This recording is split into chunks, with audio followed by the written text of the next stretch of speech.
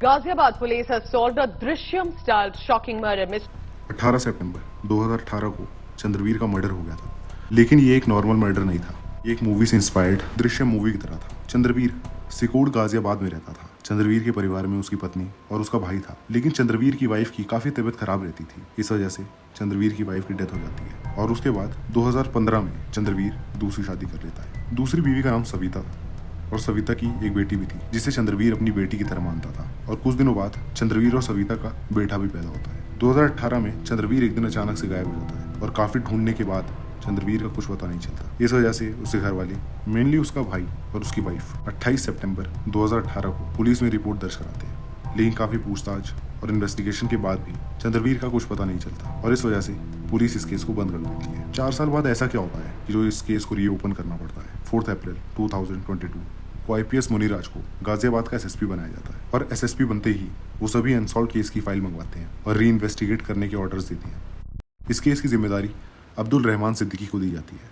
सिद्दीकी एक बहुत ही sharp officer थे और उनसे बेटर शायद ही कोई इन्वेस्टिगेट कर पाता इस केस को। अब्दुल रहमान केस के इन्वेस्टिगेशन की शुरुआत चंद्रवीर के गांव सीक रोड से की और उनके सभी रिश्तेदारों, दोस्तों से पूछताछ के बाद ये पता चलता है चंद्रवीर की बीवी सविता और चंद्रवीर के पड़ोसी अरुण का काफ़ी मिलना जुलना था। ये बात लोगों को इसलिए पता थी क्योंकि चंद्रवीर ने सविता और अरुण को कुछ आपत्तिजनक चीज़ें करते देख लिया था और इस वजह से चंद्रवीर और उसकी बीवी की काफ़ी लड़ाइयाँ हुआ करती थी। 2018 में चंद्रवीर के भाई भूरे सिंह ने किडनैपिंग का इल्ज़ाम भी अरुण पर ही लगाया था, बट उस समय एविडेंस ना होने की वजह से अरुण को छोड़ दिया जाता है। सिद्दीकी जो इस केस के इन्वेस्टिगेशन इंचार्ज थे और इस केस की इन्वेस्टिगेशन कर रहे थे, उन्होंने सविता, उसकी बेटी और बाकी सब पर नजर रखना शुरू कर दिया।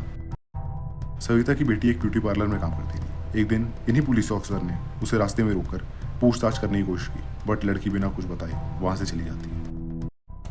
एक बार फिर से रहमान सिद्दीकी उस लड़की से मिलने जाते हैं और उसे भरोसा दिलाकर चंद्रवीर के बारे में कुछ चीज़ें इकट्ठी करने की कोशिश करते हैं, पर फिर भी लड़की कोई इन्फॉर्मेशन नहीं देती।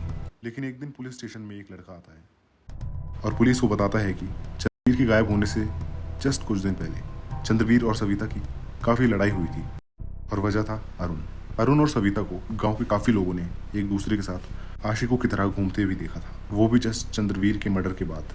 अब ये सब सुनकर पुलिस सविता और अरुण को उठाकर पुलिस स्टेशन ले आती है और सख्ती से पूछताछ करती है, क्योंकि काफ़ी बार अरुण का नाम इस केस से जुड़ा देखा जा रहा था। पुलिस जब सख्ती से पूछताछ करती है तो अच्छों की हवा खराब हो जाती है। यही सब हुआ अरुण के साथ। अरुण ने पूरी कहानी सच पुलिस को बताई। अरुण ने कहा चंद्रवीर मेरा दूर का भाई लगता था और इसकी वजह से उन दोनों का एक दूसरे के घर आना जाना था। चंद्रवीर जब दूसरी शादी करके सविता को घर लाया तो अरुण और सविता की बातचीत शुरू हो गई। भाभी तेवर के इस रिश्ते में धीरे धीरे काफ़ी नज़दीकियाँ बढ़ने लगी। अरुण आगे बताता है कि धीरे धीरे मजाक में दोनों करीब आते गए और दोनों का मिलना जुलना भी शुरू हुआ। इसी तरह जब 2017 में एक दिन चंद्रवीर कहीं बाहर गया हुआ था तो अरुण चंद्रवीर के घर में सविता से मिलने आ जाता है। ये दोनों मिल ही रहे थे कि अचानक वहाँ चंद्रवीर पहुँच जाता है और अरुण तथा अपनी पत्नी सविता को आपत्तिजनक स्थिति में पकड़ लेता है। इन्हीं सब चीज़ों की वजह से चंद्रवीर और सविता की लड़ाइयाँ बहुत बढ़ गई थी। फिर भी सविता और अरुण ने मिलना बंद नहीं किया और अब सविता चंद्रवीर को छोड़कर अरुण के साथ रहना चाहती थी। इसलिए अरुण और सविता ने चंद्रवीर का मर्डर करने का प्लान बनाया।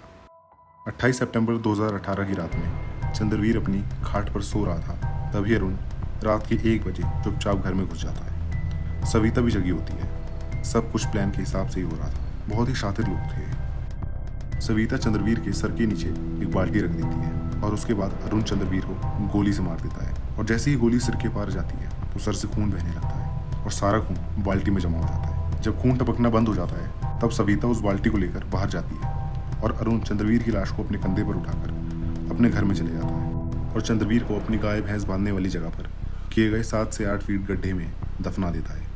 उसे चंद्रवीर के हाथ में एक चांदी का कड़ा दिखता है और कोई इस कड़े को पहचान ना पाए, इसलिए वो चंद्रवीर के हाथों काट के चांदी का कड़ा भी निकाल लेता है, जिससे कि अगर किसी को बाद में लाश मिली तो पहचान ना हो सके। ये प्लान नेक्स्ट टू परफेक्ट था, क्योंकि अरुण ने कुछ दिन पहले से ही ये गड्ढा खोद लिया था, जिससे कि तुरंत बाद उसकी लाश को इस गड्ढे में दफना सके। लास्ट में अरुण अपने घर के अंदर जाता है और वहाँ से एक कुल्हाड़ी लेकर आता है। चंद्रवीर को दफनाने के बाद वो उस जगह के ऊपर जानवरों का चारा डाल देता है ताकि किसी को भनक भी ना लगे कि यहाँ पर किसी को दफन किया गया है। इसके बाद दोनों चंद्रवीर के खो जाने का मातम बनाने का नाटक करने लगते हैं।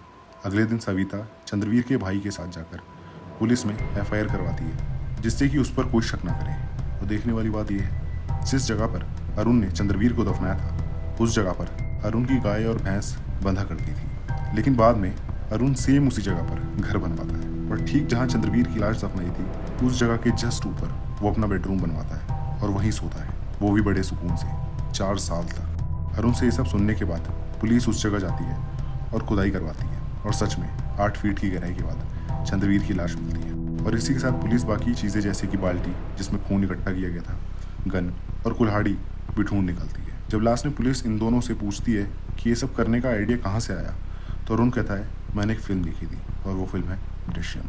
पुलिस ने इस पूरे केस का खुलासा 15 नवंबर 2022 को किया। आप लोग सोच रहे होंगे कि वो मिस्ट्री मैन कौन था जिसकी वजह से ये केस सॉल्व हो पाया। आपको याद होगा जब पुलिस सविता की बेटी से पूछती है चंद्रवीर के बारे में तो वो कुछ नहीं बताती, लेकिन वो घर जाकर सारी बात अपने बॉयफ्रेंड को बताती है और एक बहुत इंपॉर्टेंट बात कहती है कि जिस दिन पिताजी गायब हुए थे उस रात को जब मैं सो रही थी तो अचानक से ज़ोर की आवाज़ आई और इस वजह से मेरी नींद खुल गई और तब मैंने देखा माँ और अरुण दोनों एक साथ दौड़ते हुए घर के बाहर जा रहे थे और मुझे पूरा यकीन है कि चंद्रवीर को गायब इन्हीं दोनों ने किया है। वे सारी कहानी लड़की ने अपने बॉयफ्रेंड को बताई तो बॉयफ्रेंड ने इसमें अपना बेनिफिट उठा। दरअसल सविता अपनी बेटी की शादी अरुण के करीबी रिश्तेदार से करवाना चाहती थी, जबकि सविता की बेटी अपने इस बॉयफ्रेंड से शादी करने की जिद कर रही थी। इस बात को लेकर माँ बेटी में झगड़ा भी हुआ था। फ्रेंड भी इस बात से वाकिफ था कि लड़की की माँ उसकी शादी कहीं और करवाने जा रही है। फिर वो लड़का सविता की बेटी से कहता है कि अगर ये बात पुलिस को बता दें तो सविता और अरुण जेल जाएंगे और हम दोनों आसानी से शादी कर पाएंगे। और इस तरीके से पुलिस का भी काम आसान हो गया और इन दोनों की शादी भी आसानी से हो गई।